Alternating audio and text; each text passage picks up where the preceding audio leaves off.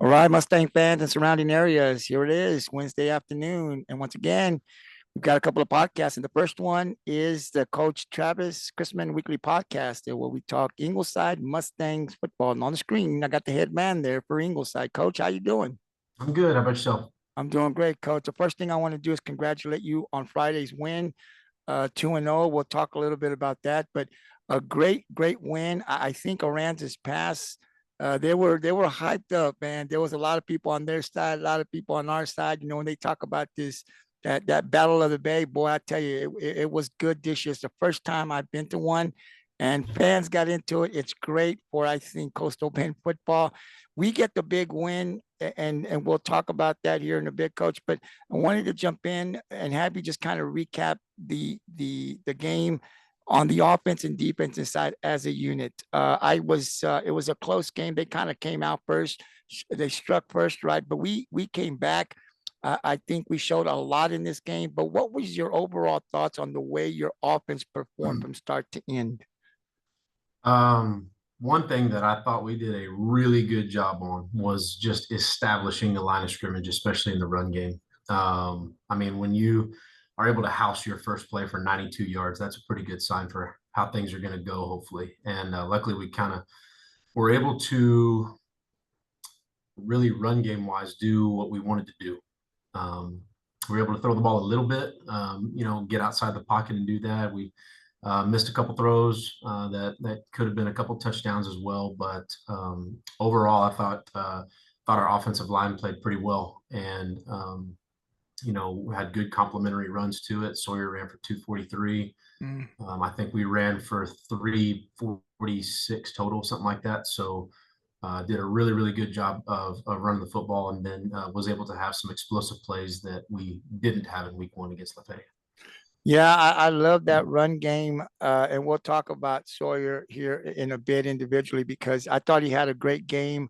And I thought this is exactly what we needed from him. And he, I mean, to me, he put that game on himself. On his chest. You know what? I'm going to take it home, and he did.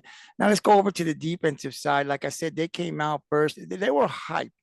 But what did you see from the defense from the start and the way the adjustments were made to be able to finally just shut them down? Because we shut them down in the second half pretty Oh much. yeah, no, second half was awesome. I mean, especially when we were able to again house the opening kickoff, with Tyler Hoskins being able to take that kick return back for a touchdown to start it off, get back on defense, force a turnover, and then go score again. And so I mean, we really had what 27 unanswered points in the second half. So pretty phenomenal job done by our defense. Obviously, like you said, things were chippy from the start. Especially they came out and passed midfield and wanted to stare us down after the run through and said, "All right, it's on." It's on. Yeah. So we made our fair share of emotional mistakes as well. Not to excuse that. Our guys have to be better composed under a stressful situation like that. Penalties were excessive on both sides. It's going to happen a little bit in a rivalry game, but that's one thing that we're continuing to preach to our guys is that you control the controllable and can't do anything about what's not in your control. So you got to let it slide and play the next play, have a short memory.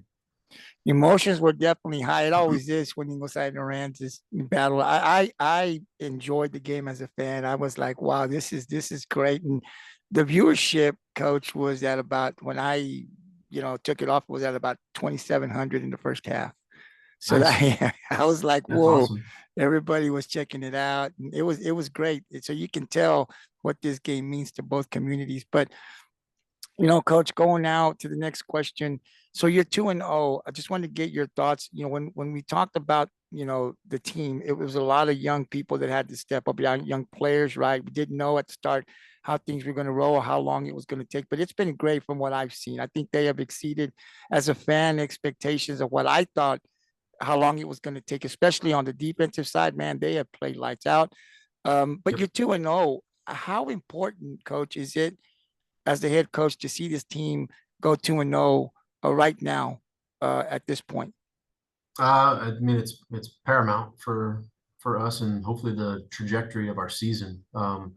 the thing that we wanted to impress on our guys, especially in off season leading into the summer and into the fall, was this is not going to be the same team as last year. What we accomplished last year's team in 2023, just because we were able to accomplish a lot doesn't mean jack rolling into a new season. So you've got to continue to prove yourself and prove that you belong where we belong, and play to the level of our expectations, because nothing is given. Nothing is given on this schedule. We've got a tougher schedule than we did last year too. And right now our guys are answering the bell. And so we commend them on that, but we're still looking to, for higher growth in all facets of the game and look to get better.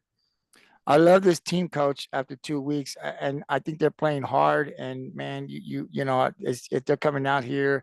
I think the chemistry is really, really good, and they're showing a lot in the first 2 weeks from what I've seen.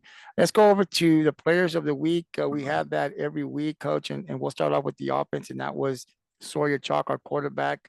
You just said the amount of yards he had. Coach, he did great. I thought he ran the ball great, made some great throws that I thought changed the momentum of the game. But overall, just what did you see from him from week 1 to week 2 and this week 2? What was it? What were you impressed about that you said, wow, he did this that I didn't see in week 1? For one, we talked about, against La Feria, he was a little hesitant in some of his designed quarterback runs. And so what we were able to talk about and fix within practice and film study is like, dude, you gotta get downhill and attack like you're a big physical runner, use that to your advantage. And so we were really, really happy with how, whether it was a zone read or a design quarterback run, like he just attacked the line of scrimmage and tried to run through people, and just took a hold of the opportunities given rather than trying to see it play out. And so, and last week was his, after talking to him again, that was his first start at quarterbacks in 7th grade. So, it's still taking him a little getting used to, but he's a smart kid. He retains information well. And, we were really, really pleased to see him take control of his designed quarterback runs and what he was able to do downfield. He played great in this game. Really, really great. We thought he had over 300 yards. He was close to it, but we were like, TJ and I were like, I think he has over 300 yards. And TJ's like, I think so. I said, well, we'll find out. But he played great in this game. It was great to see. Now we go to the defensive side player of the week, and that's number 10. Number 3 is our quarterback, Sawyer Chalk. But number 10, Brody Briggs, who's big time for us there on the defense. Yep. Talk a little bit about him and how he earned the player of the week. Well, Brody too. Brody is our only junior captain. And so Brody's been out since, at least a week and a half. And so what a lot of the people don't know is that Brody got cleared to play that afternoon, that Friday afternoon. And so he didn't play against the Feria at all, didn't practice. He's at everything. He is mentally locked in. He's like having another coach at practice with him and the linebackers and the H-backs, tight ends. And so him getting to play was a huge monkey off his back because he just was itching to get out there. And so Brody's a really smart kid. He's able to, again, retain all game plan and all 3 facets of the game and then go execute it. And so for him flying around out there, making tackles, caught a pick, unfortunately fumbled it, but had a pick and is just our field general. He's basically our quarterback out there on defense. So having Brody back was really, really good. We were excited to have him back, and just adds to the depth that we have. And what we saw from him, like you said, I don't even think he played in the scrimmages at all either. I know I saw him the first scrimmage. He was on the sideline. So he's still trying. Yeah, he's still trying to work his way back in. So to be able to see that from one of our captains on defense, and he still got to work his way in, really, like I said, to a defense that I think is playing great right now. It's awesome to know that he's still working his way back, and the best is still yet to come. And then we turn it over to the special teams, and I love that you do this, Coach, because we get to have a player of the week for special teams. Special teams is something that always gets lost, but it can either win you a game or lose you a game. And this week, our special teams player of the game was number 8, Tyler Hoskins. I saw the run back. I saw you got hyped up too, and you gave him that when you came down. I saw you were hyped. I was hyped. Everybody was hyped. Talk about his play and just how important he was on special teams versus Aransas Pass. Tyler's a really dynamic kid, and so he's involved in almost every specialty that we have. I mean, he's our place kicker, he's our kickoff guy, he is our punter, and so, and then obviously a kick returner as well. He's one of the fastest kids we have. So Tyler's heavily involved in that special teams, and then on top of that, he starts at corner. And so Tyler's very involved in what we do. And so his extra points were all really good. He did a good job on kickoffs. And then, of course, being able to house that opening second half kickoff was just really, really good. Felt like a turning point in the game because I believe, we were able to steal some momentum with that last drive, completing two big balls, one to Tyler, and then the touchdown to Javi, mixed with another good run. And so we were able to gain some momentum there, and then kickoff return, was able to house that kickoff, and then Tyler nailed all of his extra points. So I mean, he played pretty dang well. Yeah, and that moment, I think that's what changed the momentum. We were able to score that touchdown right before halftime, which I thought was huge, right? I was like, man, that's it right there. Because before then, it was still, which way, man? They're playing good, we're playing good. So I thought that finishing out that drive before halftime, I thought was big. I said, okay, we got it going into the second half, and then they kicked the ball off, and here we go. And Mhm. coach, I got to tell you, I think that was the nail in the coffin for Aransas. That just took whatever error they had, it was gone. And from then on, you saw the defense, everybody just kind of took it up another level here for Ingleside. And you could just see them fading. They just couldn't do anything. Frustration was kicking in, I think, on them a little bit. And Yeah. they just couldn't do anything. We were hitting, they couldn't throw the ball, they couldn't run the ball. It was just great to see. So definitely those plays like that can make or break a team. And for us, this past Friday, it really helped us out.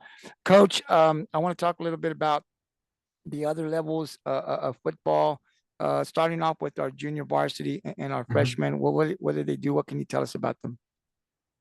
Yeah, so the freshmen played GP's freshman B team. Believe they won 32-6, I believe is what the score was. And so offense was pretty explosive, forced some turnovers there. So those guys are continuing to grow and do a good job um, of growing and just being able to execute what's asked of them, which again, it's information overload for them at the very beginning because we're putting a lot on their plate compared to what they had to do in junior high football. So they're doing a good job of that. And then with our JV lost to AP.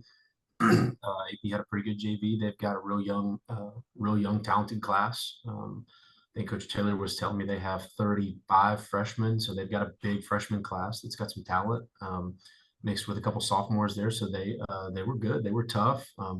Ran the ball well.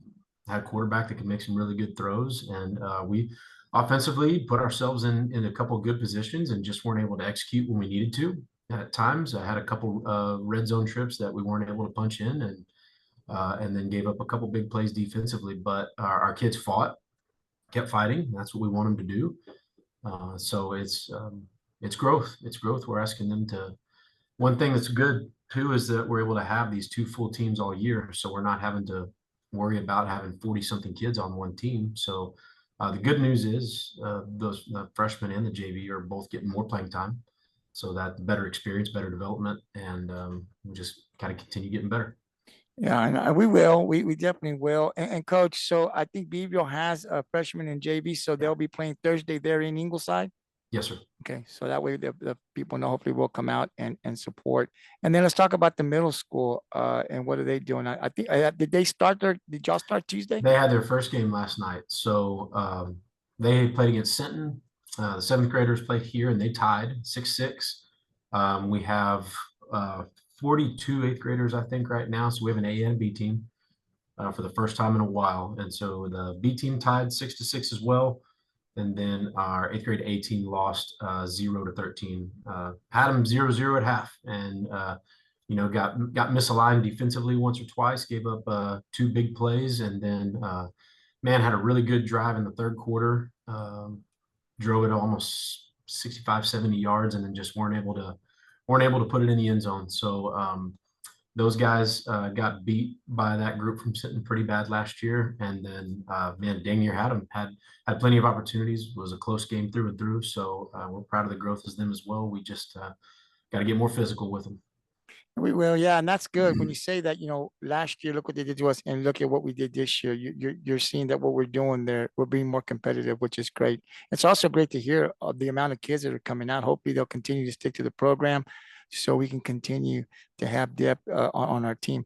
Coach, I wanted to talk a little bit. So I was told that we have a freshman. I always want to kind of talk about these players that are able to move up from whatever, if it's JV to varsity. But we've got a freshman who was just moved up here, I think a couple of days ago, from freshman to varsity. Julia Sierra, I believe is his name. I wanted you to talk a little bit about him. I mean, when you move from freshman to varsity, you're doing some good stuff. Coaches are seeing something in you. I think being there for a couple of years is definitely gonna help him out when he gets up there next year to his junior and senior year. Can you talk a little bit about us and the decision that was made to have him come up to varsity? Yeah, no doubt. I mean, Julius has been a really explosive player on that freshman squad. Very physically developed and brings a lot of tools to the table. And on top of that, just absolutely works his tail off. Doesn't waste reps in practice, game, doesn't matter. Works really really hard.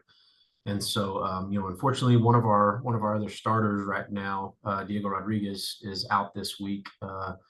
At the minimum right now with a foot injury. So we needed to bring up some additional depth at safety and at receiver, and just thought that this was the time to do it. That's a great opportunity for a young man that works hard to get that opportunity to be up there with varsity all week and to be able to practice with those upperclassmen and really kind of see the speed of the game and stuff. I think, Yep. Anytime you can play up on varsity, I think it's good to move up because, or if it's for the season or for a game or two, definitely helps you out because you're going to be up there at some point. So great to see that he's going to get an opportunity up there to practice with the big dogs, right? Coach, I want to get your thoughts on the upcoming game. I think this is going to be a good game. Beeville is our next game. It's in Beeville. They're 0-2, but coach, I think they're better than 0-2. I watched the game against Yeah. Orange Grove. They've got a new coach out there, but I think this is going to be a very good test for us to play a team like this at their house. Your thoughts on the game and what we have to do to come up with a win and go 3-0? Yeah, I mean, I think it's kind of, I feel like a broken record here sometimes, but we really got to keep doing what we're doing in the run game. If we can do that, we're going to be able to control it. Passing wise, we've got to continue to get better at it. It's not one of our strong suits right now. We get out of the pocket and make some pretty good throws, but our drop back game needs to improve, and just the accuracy of our quick screen game and getting the ball into our receivers' hands a little bit. But if we're gonna continue to do what we do in the run game and then get a little bit better in the passing game every week, then we're gonna be just fine in terms of putting ourselves in a position to win. Defensively, we're on the right track too. Like I said, they've played 2 weeks of pretty dang good defense, and so with the exception of one starter being out right now, guys have done a good job. They've been physical.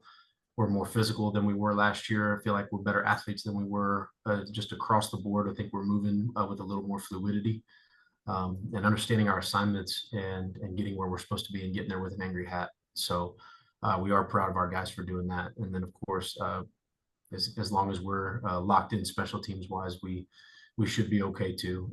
One thing that Beeville does well, like they have a good special teams unit too, that is very dynamic. So we've got to do a really good job of keeping them bottled up. I think that we'll put ourselves in a good position. Coach, what does Beeville do? I know last year they ran the slot. I don't know if they Yeah. still run that or not. There's a new coach out there, and I heard there's a spread. So it's a spread. We're going to see a lot of passing on Friday. Yeah, you'll see some spread, a lot of tight end stuff. Some of the same sets that we do offensively. Most of their stuff is from the gun, but they do have a wing or like a slot T package that they will run as well, but it's not what they hang their hat on. We're going to be throwing the ball. That's going to be great. Like I said, Ingleside's defense has been great for 2 weeks. We're going to need them to be great again to get the win against Beeville. But I love, Coach, the running game. I felt when the season has started, I said, but I think we can run. I know you said by committee when we first started the podcast and said, okay, committee, let's see what they got. And after that first scrimmage, I saw some tough runners. And you have multiple guys, and I think that keeps them fresh. And we've been so effective and throughout the game. You know, you go through 4 quarters and you just wear that defense down. And when you talk about the running backs and what Sawyer can do, none of that gets done without the big dogs there in that line. And they have been doing a good job of Absolutely. just controlling the line of scrimmage and letting these guys do what they do. That has brought us 2 wins. So Friday night, Mustang fans, definitely we want you to take that drive to Beeville. It is a little bit of a ways, possibly an hour or close to an hour, but it'll be well worth it. As our Ingleside Mustangs, they've been playing great. They definitely love to see everybody at the stands. It was great to see all of the fans there against Aransas Pass making all that noise. But if you can't make it, support the Mustangs through the live stream. Will be there on Friday. That's the MPND Sports Network. You can catch it there. TJ Riddell will be your commentator. Now, definitely go out there. We definitely want you out there. We'll be out there, Coach. So thank you once again, Coach, for spending some time with me. And then just your final thoughts, anything you want to add, sir? No, I'm just looking forward to another week, another challenge, and hopefully we're 3-0 when we talk next Wednesday. Absolutely. We sure will, Coach. Good luck, and we'll see you there. All right, sounds good. Thanks, Yes, Gabe. sir. Thank you. Bye.